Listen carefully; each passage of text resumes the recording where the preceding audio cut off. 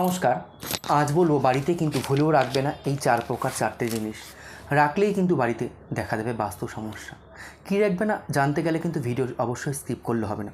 প্রথম বলবো পুরনো জুতো, অর্থাৎ যেই জুতো তোমরা ব্যবহার করছো না, লাগছে না, এরকম জুতো যদি বাড়িতে রেখে দেওয়া হয় তাহলে কিন্তু বাড়িতে কিন্তু নেগেটিভ এনার্জি কিন্তু প্রবেশ করে, অর্থাৎ সেখানে কিন্তু রাহু বাস করা হয়। বাস্তুশাস্ত্র অনুযায়ী কিন্তু এইটাই মানা হচ্ছে।